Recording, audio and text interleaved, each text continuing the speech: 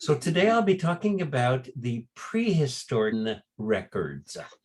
So we'll be looking at the fourth millennium, the sort of last half of the fourth millennium, the 3000 BCEs. So you all know who this chap is, and he's smiling at us because he knows we know. And I had to put that in because next week is the 100th anniversary of the discovery of his tomb. But what I really want to talk about today are the two creatures on the front of his headdress. If you look up at in history books and books on the history of ancient Egyptian religion, you'll see that on our left is the vulture goddess Nekhbet, and on the right, on our right, his left, the cobra goddess Wadjet. Now, these two, as it says here, are associated with two different sites in Upper and Lower Egypt. And if we plot those on a map, that's what it looks like. So the vulture in El Kab, as you can see, way up south, and the cobra goddess in Lower Egypt. And I'm sure I don't have to tell you about Upper Egypt and Lower Egypt. You folks who grew up in Northern California know all about the Eel River. And so you know about rivers that flow north. So hence Upper Egypt in the south and Lower Egypt in the north. And you're going to hear me say things like up south. Now, two goddesses. But as I'm sure you also know, ancient Egypt had a polytheistic religion. And so here are as many gods and goddesses I could sort of stick into one map and still have it intelligible. And the important thing for us here is that in ancient Egypt, apart from merchants who would have gone up and down the Nile trading their wares, or if you were a high official, most people kind of stuck to their local bailiwick and probably didn't know much about the rest of the country. And why this is important for us today is those various gods and goddesses who were associated in particular sites, those divinities were all important to the folks from that area. They probably prayed to that goddess or that god more than, let's say, what we call the state god, for lack of a better expression. Okay, so those gods and goddesses are pretty important. All right, so now we can look at the prehistoric periods in ancient Egypt. Here's a chart that we're going to see a number of times today, and you certainly don't need to remember any of this. Let's go to the bottom quickly. The earlier periods, the Paleolithic or the Old Stone Age period, and these are the kinds of things that we find from that period in Egypt. Single sort of simple stone tools. And the other thing that is important about this period in ancient Egypt, and it probably came from the Fertile Crescent, what we refer to as the Middle East today, is agriculture. And why agriculture was such a big deal for folks at that time is that, well, if you don't have to go look for your food or run after it, and you've managed to tame these wild grasses, well, you get to have more food. And more food means more people are surviving. And also, the fewer people who have to grow food, the more people you can have to develop crafts. So somebody starts making furniture, someone else makes sandals, somebody else makes ceramics, and so on. So agriculture is a big deal. So now we've hopped and skipped a few thousand years. You see the word Neolithic there, the New Stone Age, and then in the second and third rows at the top, the Chalcolithic. All that simply means is the use of metal. So this is the Bronze Age in ancient Egypt. Now, this is something that we see a lot when we read about ancient Egyptian prehistoric periods. The different cultures for Upper Egypt and for Lower Egypt. In other words, each segment of Egypt had its own material goods, and they were quite different. But as so often, there is a caveat to be added to this simple analysis. We now interrupt this program for an important announcement. As you can see, this is a different map, and there are a whole lot more sites shown here. These are sites where prehistoric material has been found in Egypt. And a very clever and very diligent ceramics specialist from Germany, Dr. Christiane Köhler, looked at the Upper Egyptian material and realized, I don't know about this Upper Egyptian culture stuff. It's not as homogeneous as that expression Upper Egyptian culture should indicate. And so we have to remember that in our analysis. She's not saying there were not different cultures north and south. She's just saying that the southern one wasn't as homogeneous as we would like it to be. All right. We now return to our regularly scheduled programming. So what we're going to do is we're going to pretend that there's still an Upper Egyptian and a Lower Egyptian culture, because as we're going to see, that's what the ancients themselves wanted posterity to remember, right? So let's just go with that one. So Lower Egyptian culture, the so-called Buto Mahdi culture. As you can see, Buto, northwestern delta, close to the Mediterranean, and Mahdi, just to situate yourself, Mahdi is a southern suburb of modern-day Cairo. And the pottery that archaeologists find in that part of Egypt, as you can see there, is mostly undecorated. It's very thick-walled ceramics. It's very utilitarian. And it quite possibly simply has to do with the fact that most of the northern material was found in settlements rather than cemeteries. So that might have something to do with it. But this is what you're looking at, these wonderful drawings here for Lower Egyptian material. Now for Upper Egypt, we're going to go way up south, and there are 3 sites that are the most important there. From north to south, Abydos.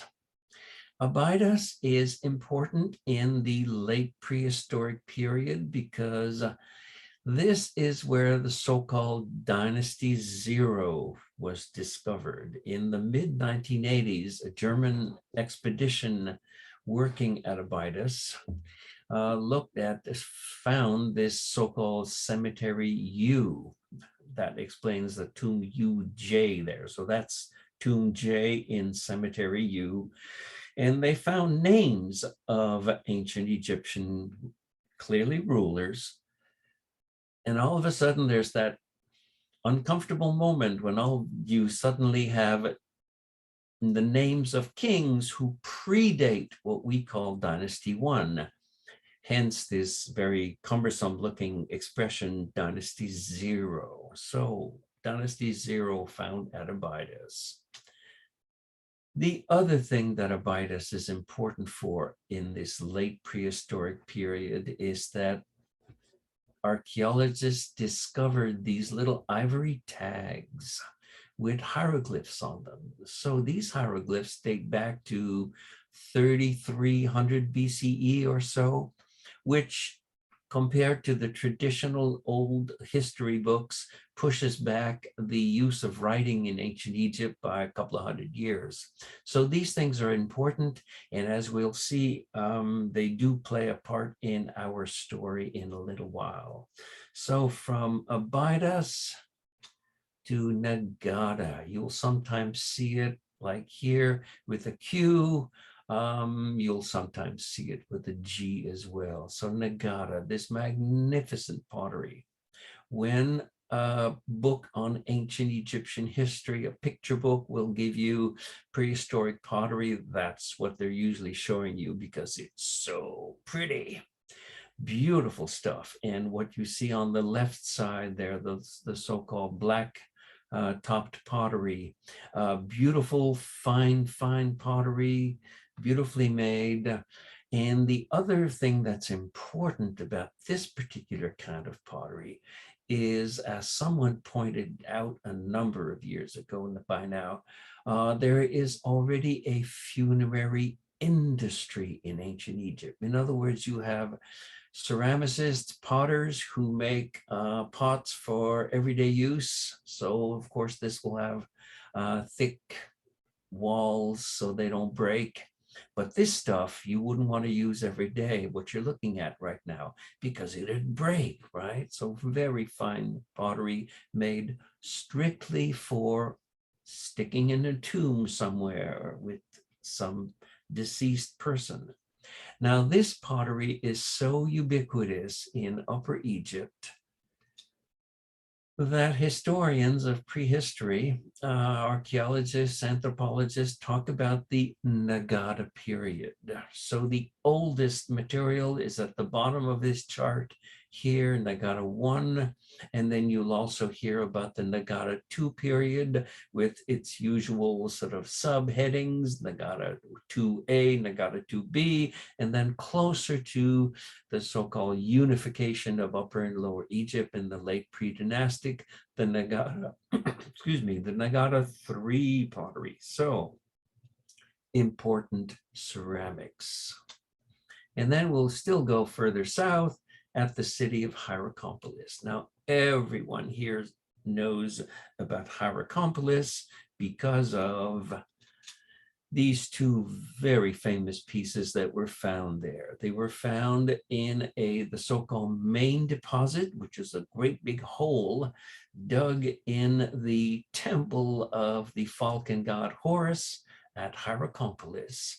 And those date to what we see now as Dynasty 0. So the famous Narmer Ballot and the so-called scorpion mace head. You'll notice I've put the word scorpion, name scorpion there in quotation marks because people are now saying maybe that's not his name, maybe that's a title, but we'll still call it the scorpion mace head. So you've seen these pieces many times and you all know about them.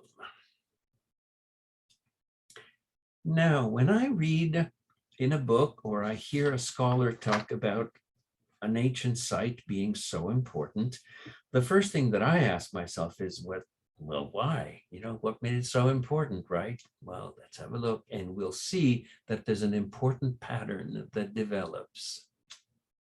We'll go back to Buto in the north, close to the Mediterranean, and in Buto, in pre-dynastic Egypt, Buto, material from the Levant, so Western Asia, was found there.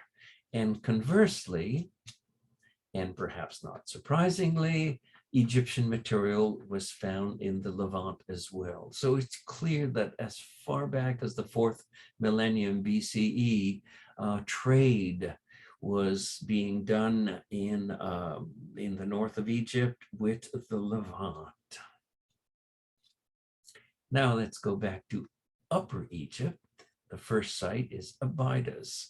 This is an interesting map from Professor John Darnell from Yale University. And Professor Darnell has been working in the Western Desert for a number of years. And he's kind of rewriting the history book because all of a sudden he's pointing out that his discoveries help us understand that we shouldn't simply be looking at the Nile Valley when we talk about Egyptian history and prehistory. Because you see how the site of Abydos and those little dots there, those are trade routes in the Western Desert. So Abydos in Upper Egypt was the departure point for a number of very important trade routes. So they went southwest to Harga Oasis.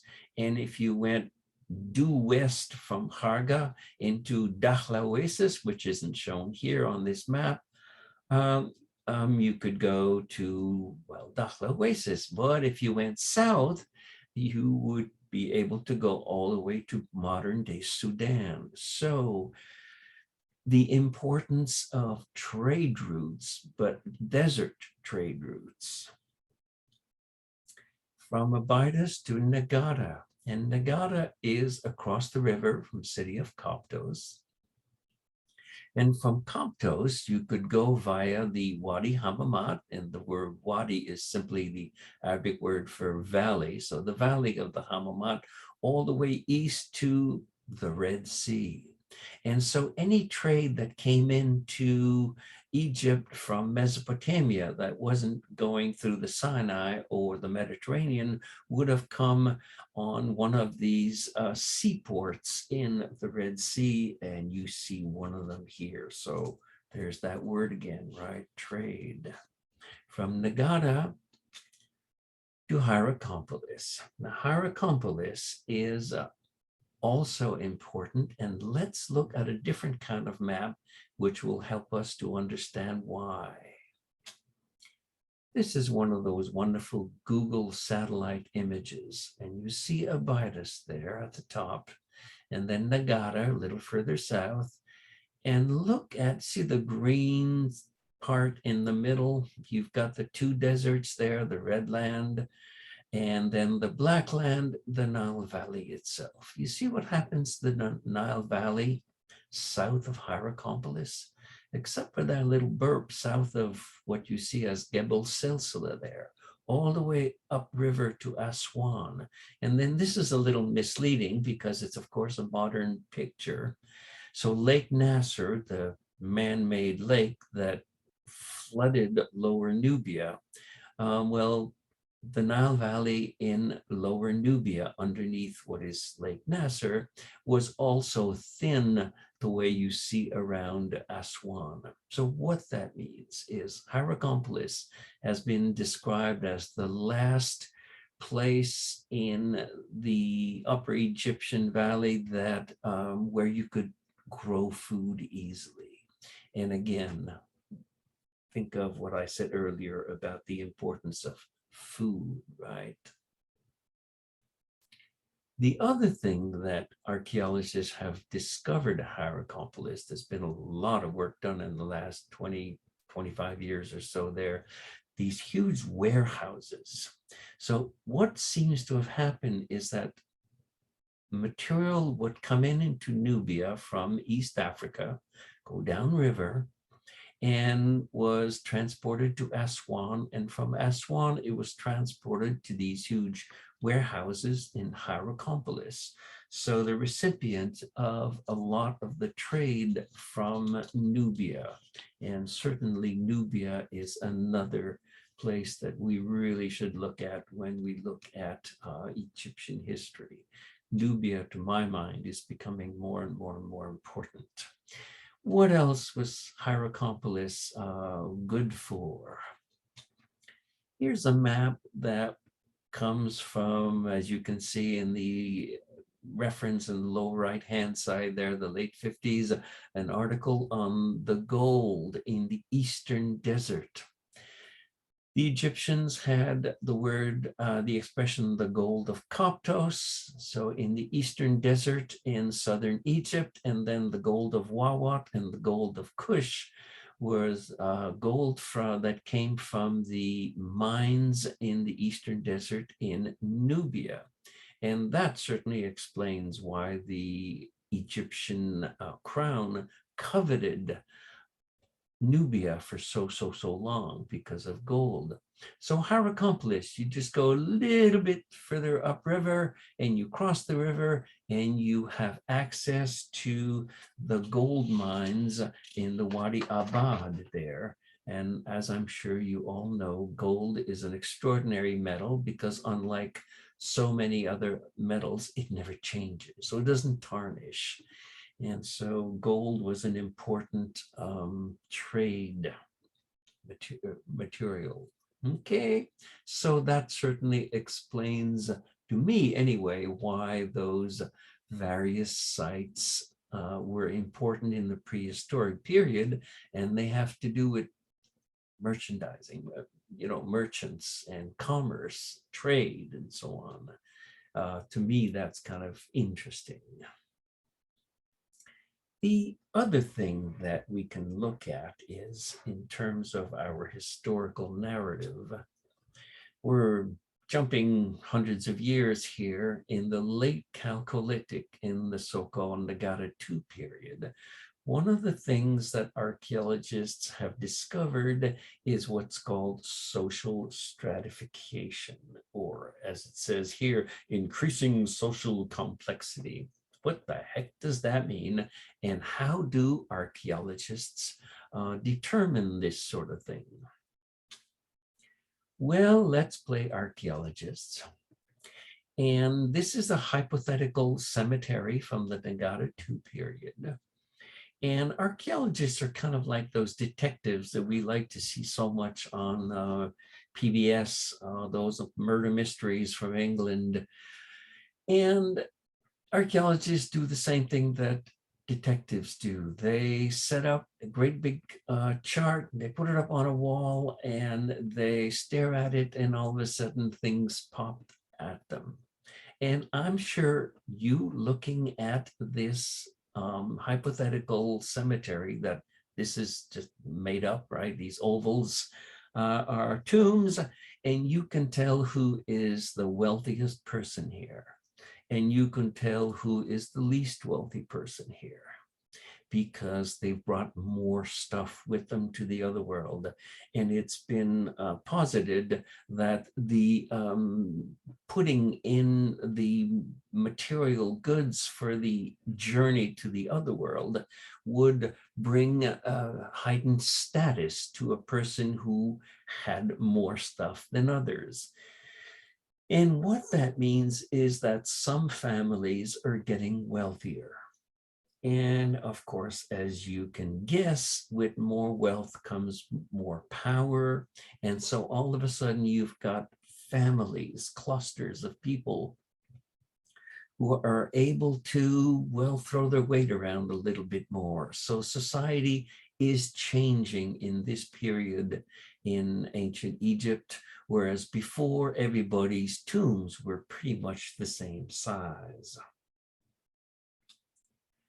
The other thing that happens in this very late pre-dynastic period, this chart calls it the proto-dynastic because of dynasty 0. So all of a sudden we're not prehistory anymore. But these three sites, Nagada, all of a sudden the tombs you don't get these huge tombs that you find at the site of Hierakonpolis. And so people will say things like, Hierakonpolis became the most important of the three big Upper Egyptian sites. Did Hierakonpolis swallow up the site of Nagada? Or was it simply that marriage alliances with Nagada people made Hierakonpolis wealthier and stronger? But at any rate, Hierakonpolis does seem to have been able to throw its weight around a little bit more. And then interestingly, the folks from Hierakonpolis decided to be buried at Abydos in this late pre-dynastic period. Remember the cemetery U with the dynasty 0? Narmer is buried at Abydos, although he is from Hierakonpolis. We guess anyway. But the other thing that Abydos becomes really famous for at this point, from our point of view, is these little ivory tags that we saw earlier. This one is interesting because you've got the very beginning of the use of hieroglyphs in ancient Egypt. That bird that you see on the right side there, we read this tag from the two signs from right to left. That's a so-called ba bird, so it gives you the sound ba. And on the left, it's a seat.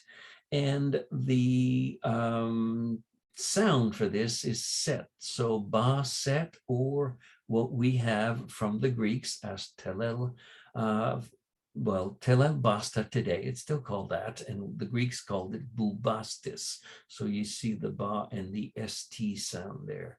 Now the city of Bubastis is way down north in the Delta.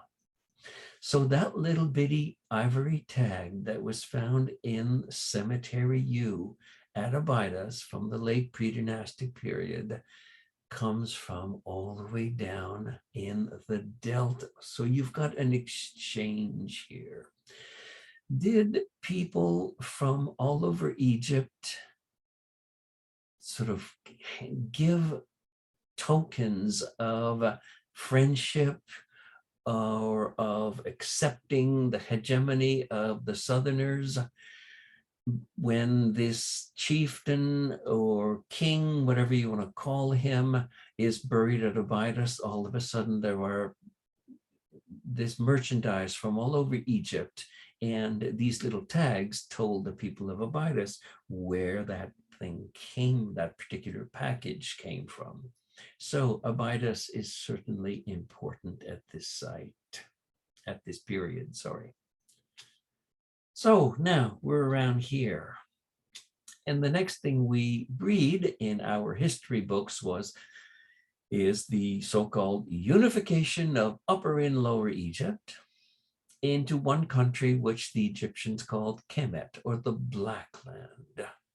How was this achieved? Well, the ancient Egyptians certainly gave us hints at this. The so-called scorpion mace head from Hierakonpolis. This is a picture of it. It's in the Ashmolean Museum in Oxford. And this is a little easier to see. It's a nice hand drawing, black and white line drawing of what's left of it, and I've colored it for you to make it a little bit easier to see. And there's King Scorpion. You see that scorpion side in front of him there? That might or might not be his name, and he is clearly meant to be the main character there. First of all, he's bigger than everyone else. He's got fancier clothing. He's got a great big fancy hat, what we call the white crown of Upper Egypt. And here is an illustration of the great chief of the area, who is shown as the purveyor of food. He's shown either beginning or inaugurating a canal, and of course canal was used for irrigation, for production of food, which is all important. So the great chief who supplies his people. But there's a scene at the top of what's there, and what you have here are birds called lapwings, for those of you who know your birds. And these birds are the symbol and eventually the hieroglyph for folks from Lower Egypt. And the sign eventually becomes the hieroglyph for ordinary people, what we refer to as the 1%, right? Well, those 1%ers here are not very happy looking. They're hanging from emblems on which are other symbols, other signs, other icons, and those icons represent sites and Upper Egyptian sites. So was there some sort of conflict between the south and the north here? This is certainly what this would seem to indicate. The thing about the Narmer mace head, however, for those of you who have seen it, and we always, in photographs, we always just see this same picture. All the white stuff that you see there is what's not left from the scorpion mace head. So we have to be very careful as to what we say about this wonderful piece, because although it's a magnificent piece of craftsmanship, we don't have the whole story. Maybe Scorpion was wearing the red crown on the other side of the mace head, right? We'll never know. But this one we know. You've all seen this many, many times, the so-called Narmer Ballot. And as you can see here, it's double-sided, which presumably meant that when it was on display in the temple of the Horus Falcon at Heliopolis, it was shown, in a vertical position, right? Well, let's look at two of the obvious scenes. The one we always see from the verso is King Narmer.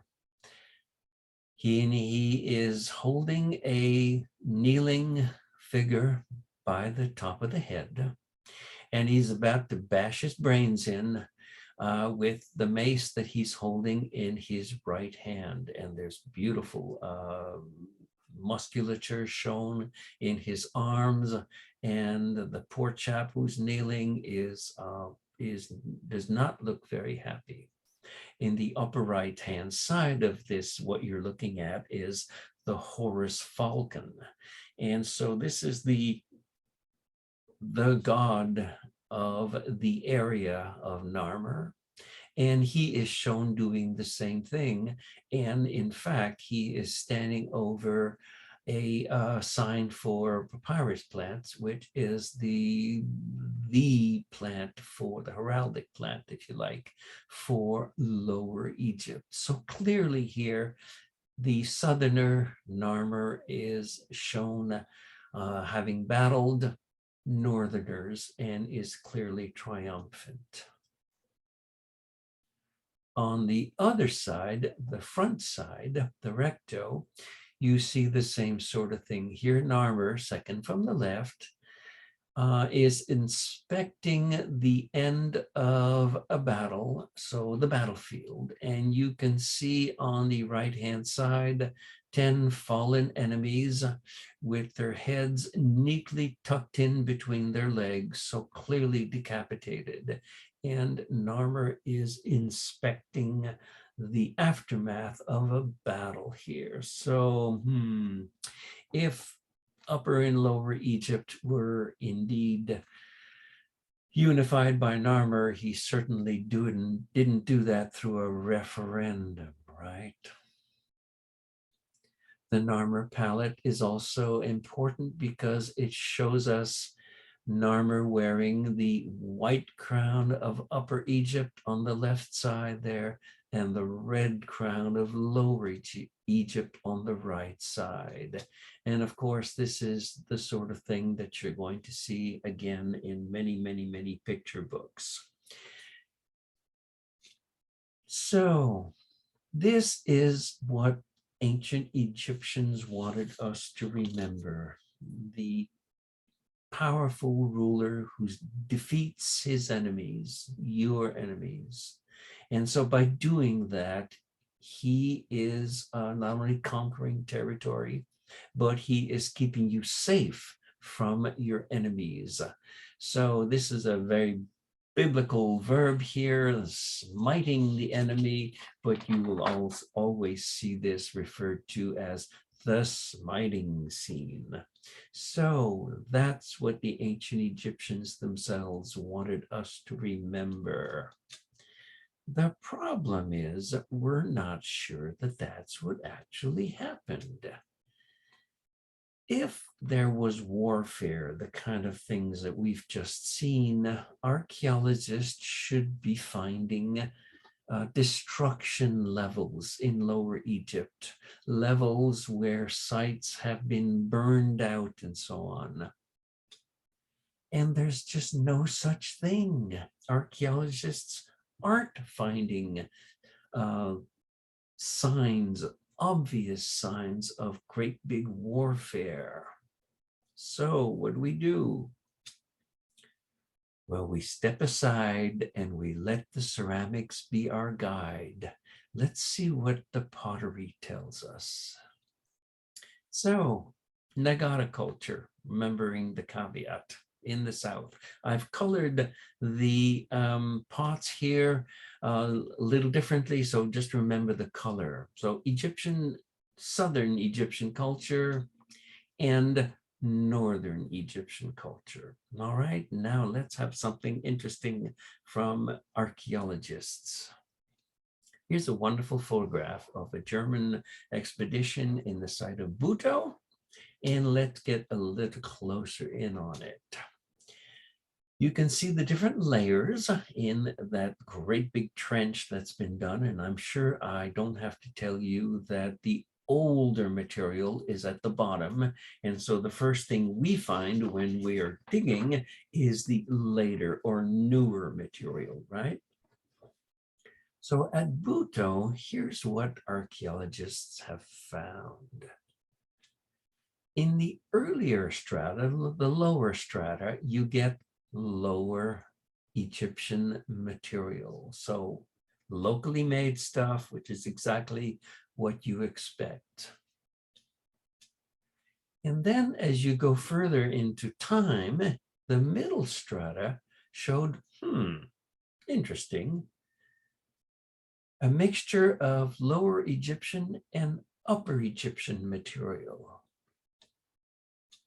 And by the time you get to the later strata, closer to the Unification period, it's mostly upper Egyptian material with a smattering of lower Egyptian stuff.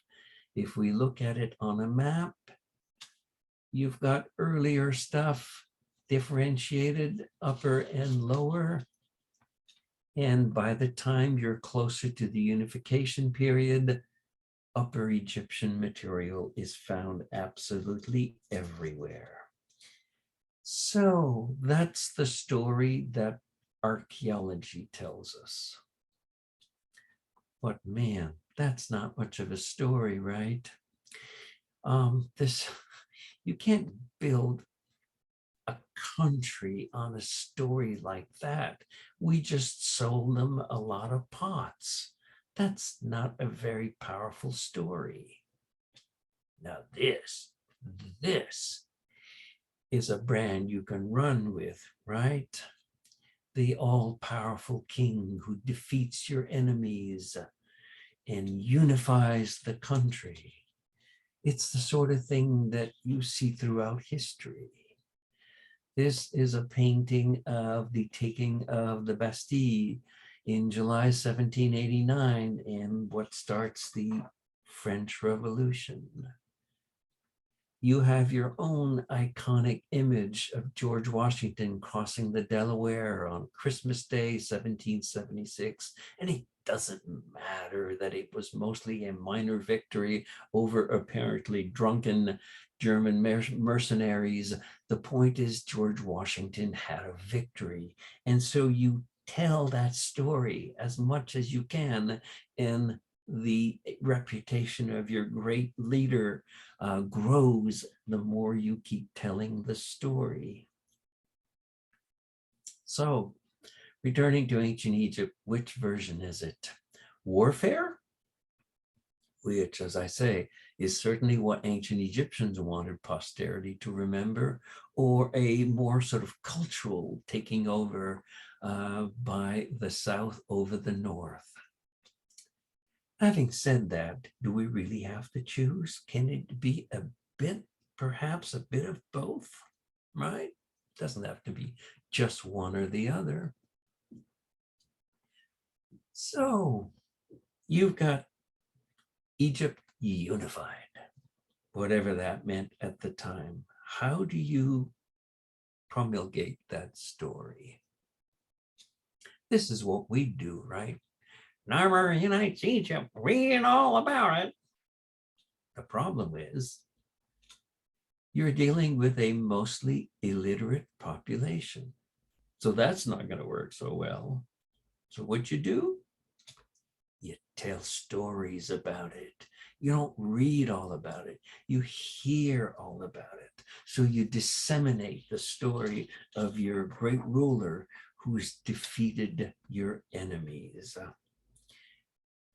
The other thing that you do that they came up all those many thousands of years ago to convey this message about a new political system that we refer to as a monarchy. Well, you, of course, tell your stories about the king. Now, this piece, the famous Narmer Ballot, is from a temple context, so not very many people would have actually seen the Narmer Ballot, but we certainly have graffiti in the Western Desert, for example, of clearly a chieftain beating up on enemies, and it becomes an icon par excellence of the king smiting his enemies, and you see it on the outside of temple walls for over 3,000 years. So clearly a scene that carried a lot of weight. The other thing that you do, as I mentioned earlier, is you show your king bigger than everyone else in that scene. And so even if you're illiterate and you can't read what we call hieroglyphs, and you can't read those two hieroglyphs in front of that great big tall character, and until somebody says, oh yeah, that's Narmer, that's the name of our king. Oh yeah, right, right. So even if you're illiterate, you see an image and you can immediately spot your leader. He's bigger than everyone else. His clothes are fancier than everyone else. You've given him a great big hat that makes him look even taller than everyone else. So it's clearly a very clever iconographic usage of propaganda, right? Hey, it happens. So what else do we see? I can't prove that I'm right here, but what I find interesting is when I look at the royal titulary of an ancient Egyptian monarch, is that the names, the Horus name, the two ladies' name, the golden Horus name, and so on, that the king takes on at his coronation, involve gods and goddesses from important prehistoric site. Now you'll notice that I've separated the first four from the fifth.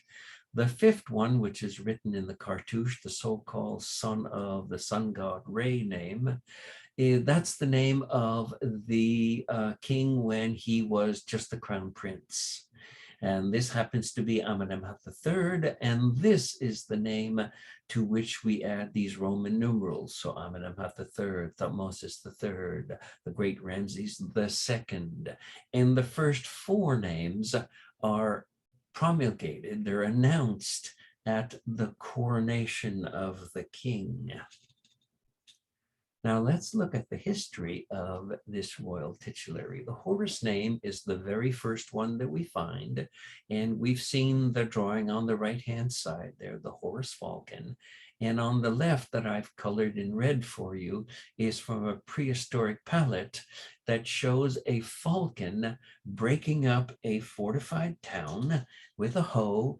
And so the Horus Falcon is known for to represent the brand new monarch.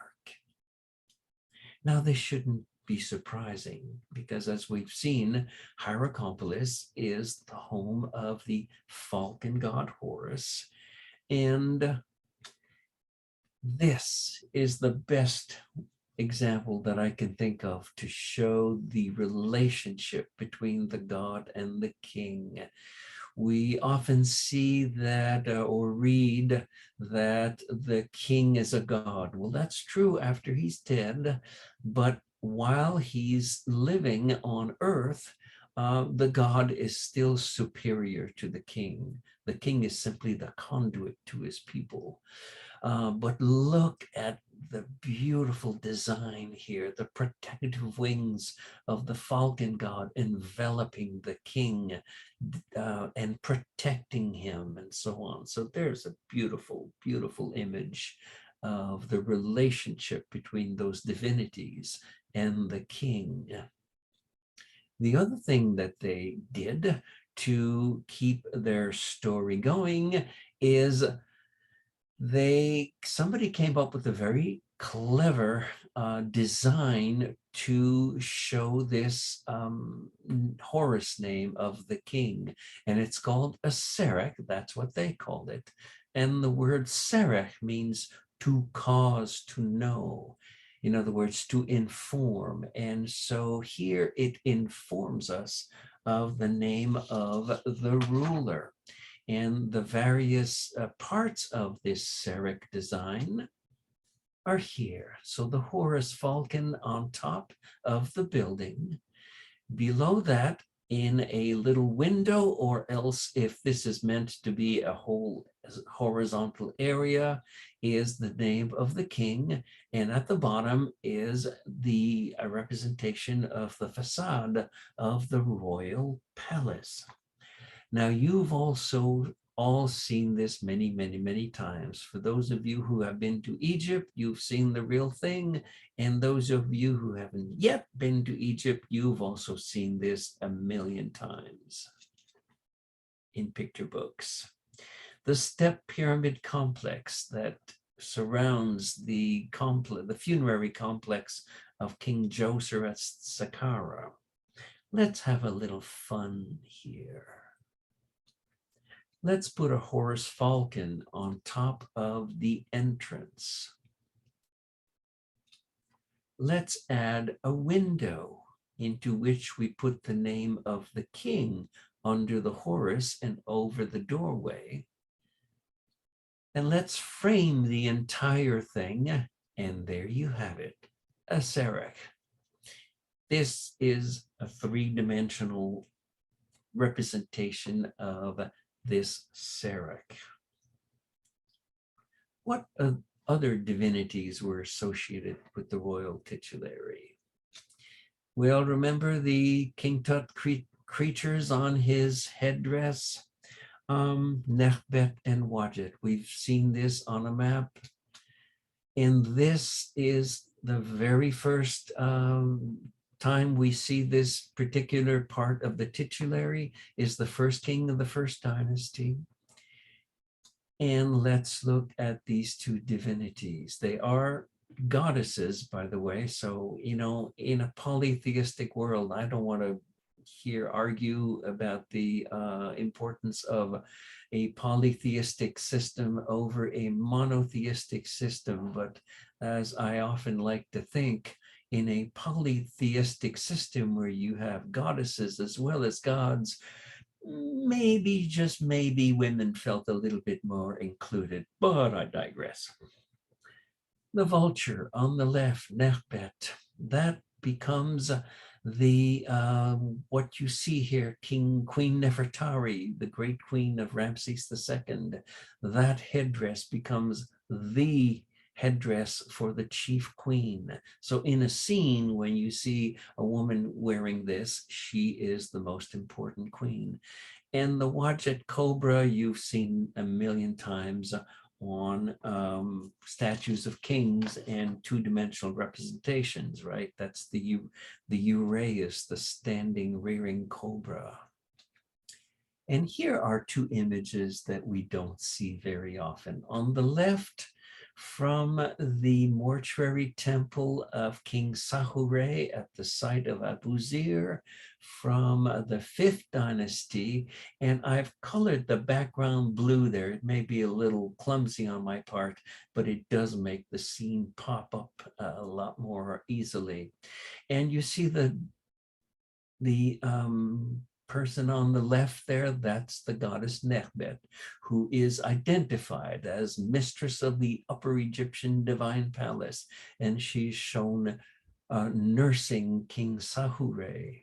And on the right-hand side, this is from a Ptolemaic illustration, and it shows part of the second section of the full three-part cycle of stories about Osiris and Isis. And this is a passage of the story where after the death of Osiris, the goddess Isis has to run into the marshes of the delta to protect her young son Horus from evil Uncle Seth, who wants to kill the young son because he's the heir to the throne of Osiris. And it's quite obvious from the story that she is indeed in the northern part of Egypt, in the delta, and that explains the vegetation that you see in the background of that scene here. So there's Isis nursing the young Horus, and on the right-hand side, clearly marked as Wadjet, mistress of Buto, there is the second of the two ladies protecting the young Horus. And here's another Ptolemaic scene, and I found not a particularly nicely made drawing of it, but it's a little easier to see, so I've colored it for you, and I've made up this crazy illustration of Wadjet and Nechbet crowning the king, right? They're wearing their respective upper and lower Egyptian crowns, and the king is wearing the so-called double crown. So Wadjet and Nechbet, very important. Now, the third name is the so-called Horus of Gold, or Golden Horus name. And now the city of Nagada, that's the modern name for the site, but it was actually called Nubet, or Gold Town originally. So the Golden Horus name is possibly a reference to the city of Nagada, the important city of Nagada. But here's something else that's kind of fun that, let me throw this at you. And yes, this comes from, again, from the very first dynasty. So we see this early on. And what I wanted to throw at you is Seth. You'll see him referred to as Seth the Umbite. That's because the Greeks called the city of Nagada, or Gold Town, Ombos, and Seth was particularly worshipped there. So maybe, just maybe, the Golden Horus name is a reference to the god Seth, and out of decorum, because after all, Seth, until the very late period, was kind of, they were ambivalent about him, because after all, he had killed his brother Osiris. So Horus of Gold, possibly a reference to Nagada. And then the fourth name, the king of Upper and Lower Egypt. Well, as I said earlier, maybe Upper Egyptian culture wasn't as homogeneous as we would like it to be, but certainly the ancient Egyptians wanted this seminal moment commemorated as such. This wonderful icon that you see so much, often on the side of the royal throne. And what you see here on the left is the god Horus, and underneath him is the representation of papyrus plants representing Lower Egypt. And on the right side is, yes, Uncle Seth, and the lotus under him, and they're tying together the heraldic plants of Upper and Lower Egypt around this tall sign that I've colored in green for you.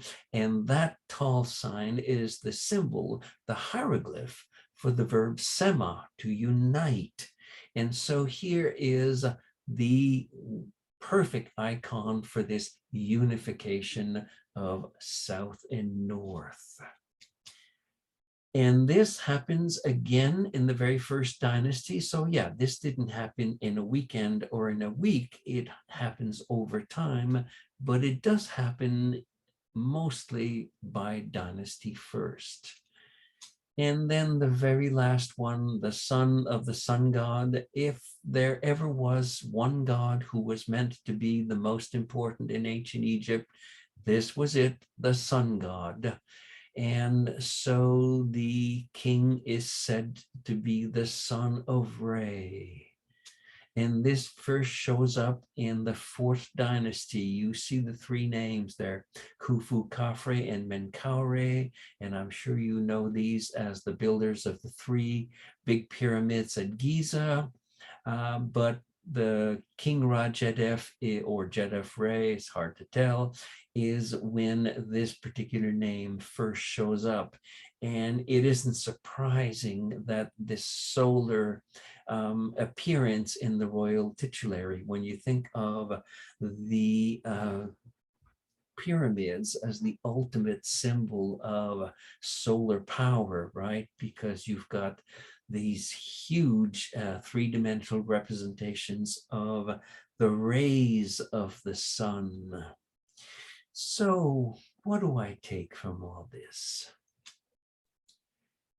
Seems to me it would have been so easy for Narmer and his folks to simply impose their falcon god on everyone else. After all, they'd won the battle, if we're going to believe what they left behind. But they didn't do that. There's a problem with violence, which is that it never ends. If you go after somebody, a ruler, his brother's gonna come after you after you've killed the brother. And then after he's gotten rid of you, your brother's gonna go after him, and so on and so on. Violence never ends. Seems to me the ancient Egyptian sense of inclusion. And this is what I first noticed when I was looking at religious texts. We often read that ancient Egypt had various stories of creation that clashed with one another. And so it shows, priesthoods against one another, trying to put their own god more important than the others. But if you look really closely, and as I wrote a number of years ago on a book on religious texts, in a book on ancient Egypt in general, if you look at the various stories of creation from ancient Egypt, you actually see that they all kind of meld one into the other, and they all follow one into the other. And so this sense of inclusion, I didn't make this up. So when I look at the 5 names that we see from the royal titulary, you see very, very important prehistoric sites. Heliopolis, right across the river, El Kab, Nagada, Buto way down in the delta, Heliopolis, which was most probably seen as a lower Egyptian town. Heliopolis is today a northern suburb of modern day Cairo, and then upper and lower Egypt. So it's amazing to me that 5,000 years ago, people sat down and said, yeah, we could impose ourselves on everyone else, but why don't we try and be inclusive to all these really important towns that have been important to their people for centuries and centuries, and incorporate them into this new system that we're trying to put together, what we today call a monarchy.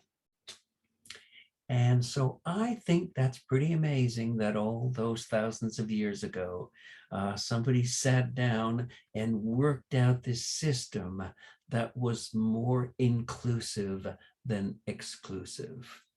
Hey, it worked for over 3,000 years. Not bad, huh? Thank you so much.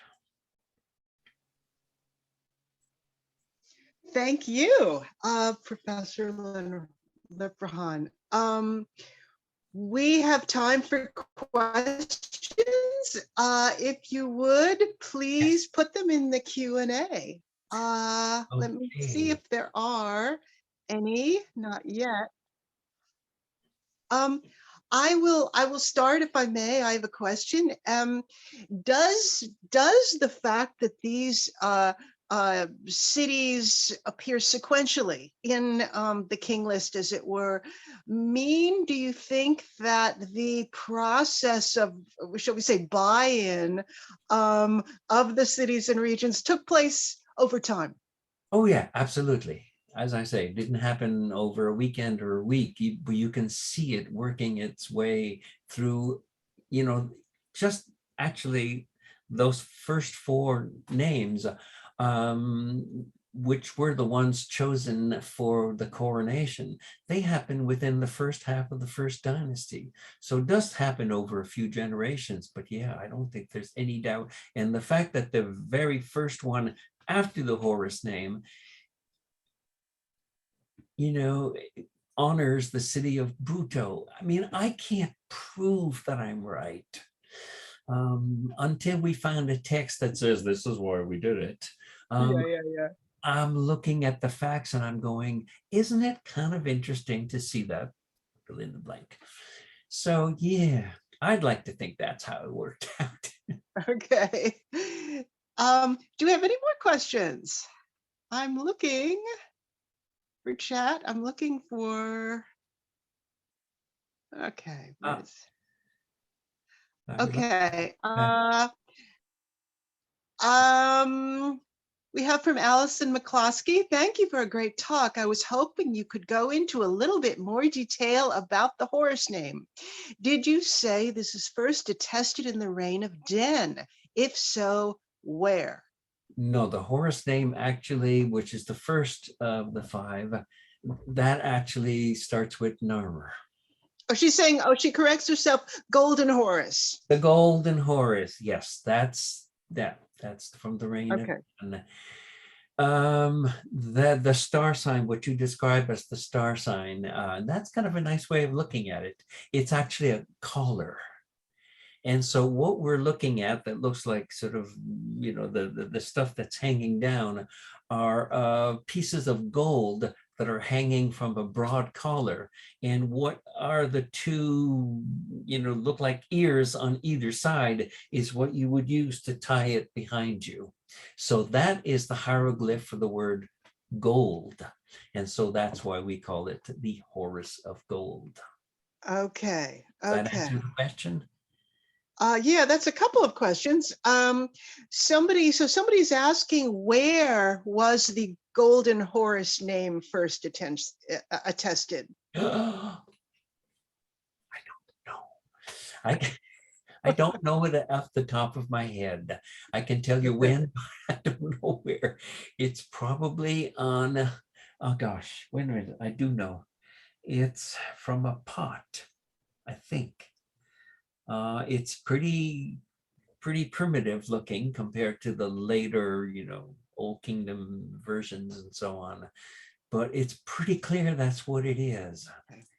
So, oh gosh, I'm sorry. Okay. It shouldn't be too hard to find. But it was found. It originates in, I guess, Seth Town, or well, it's the Gold Town. Not necessarily so. It just appears along the Horus name, and there's this new name that shows up, but it's clearly within identifiers of the king. Okay. Now we have a question from Frederick Bota. Were each of these five names used to address the pharaohs in conversation? Oh my God, yes, one of those, oh, King of Kings and son of, the introduction that takes 4.5 hours.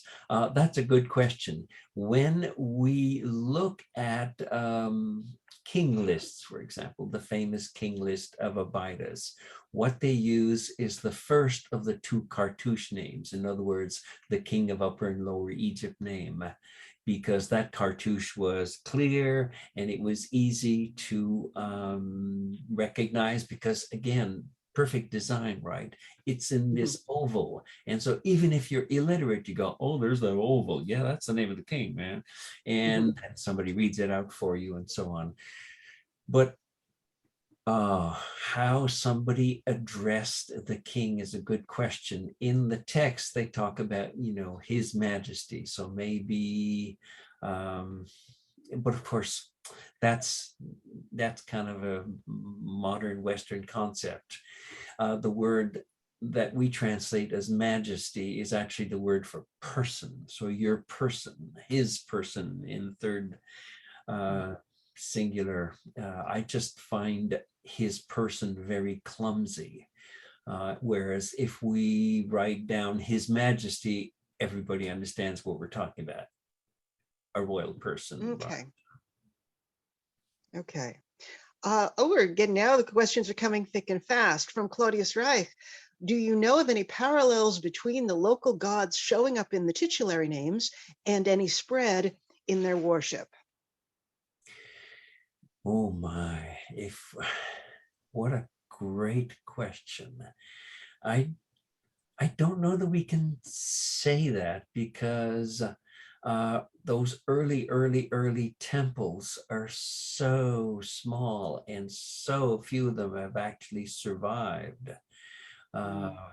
We have, itty bitty, those early temples are very small things, and they're still made out of mud brick in the earlier period. It's not until later that somebody says, these things keep falling down every time it rains, so let's try this great trick of doing it in stone. So the early temples, boy, oh boy, so few of them have survived. And especially in the Delta, where there's so much vegetation and therefore a lot of humidity, most of that stuff is gone today. So maybe an archaeologist who's really good at that stuff could tell you, but I can't answer that. Well, are there spreads in the usage of these gods' names, for example, in people's private names, in personal names? Or is there any other like that kind of evidence? Yes, we certainly, from the very, very, very beginning, and this is something that actually is very important when we think of the whole concept of faith and believing in these gods. Those gods and goddesses show up in, you've hit it on the head, personal names. So such and such a goddess protects me. The one whom God or goddess so-and-so has granted. And so you've got protection, making, granting. And so those go all the way back to the very, very beginnings of writing. So clearly people addressed those gods. And what we like to think is somebody during pregnancy, and birth is never guaranteed. And so you pray to your local goddess or god, and when that little kid is born, you call her or him the one whom goddess or god so-and-so has granted. Okay. So this is important because, sorry to interrupt, but if you, in older books, you hear things like, you see things like people didn't really address gods before the New Kingdom. That's because they're never shown in front of a god or a goddess in an illustration, in a scene, in a, on a stela or something. But they clearly address their gods and goddesses if you have personal names like that. Okay, thank you very much. Here, from Glenn Meyer, what do the bovine heads atop the Narmer Ballot symbolize? Okay, it's the goddess Bat, who eventually became subsumed with the goddess Hathor. the famous Hmm. cow goddess. And what you see there is, if you look at the whole design, you've got a straight line, which sort of could represent the sky. And so above everyone are these two goddesses, well, these two images of the same goddess looking down on the whole scene. So the king, Mm. even there, is subsumed by the divine powers. Mm. So the gods and goddesses are important. I'm going to go on a little bit here because that's something that's easy for us to forget. Not all that long ago, religion was a big deal because we control so much of our world that we kind of forget that not all that long ago, divine power was important. You look at, of course, the Middle Ages, but you look at my hometown of Montreal.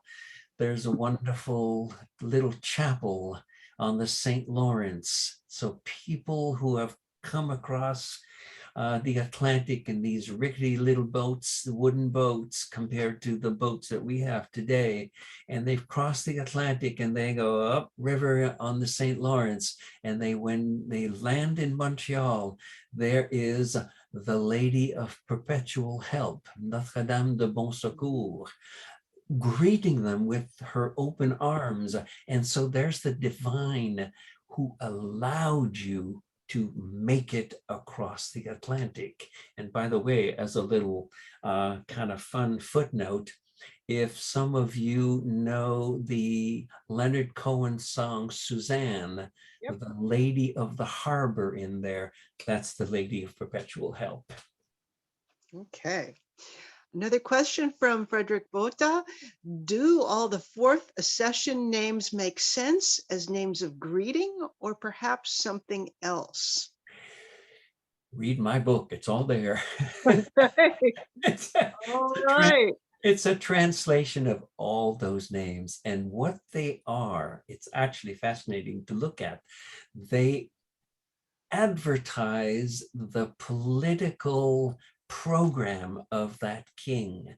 There is a time span between the accession, which is the death of the previous king, and the quick accession of the new king. So there's a time period between that and the coronation. And in between that time period, the learned people of the palace came up with these four names.